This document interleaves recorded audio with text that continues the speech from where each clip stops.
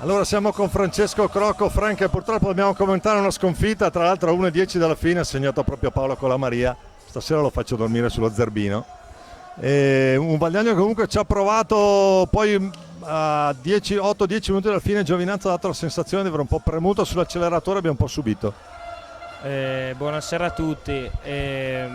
No, nonostante la sconfitta, secondo me oggi abbiamo fatto una bella partita. Dopo io oggi sono stato fortunato ad avere la possibilità di giocare.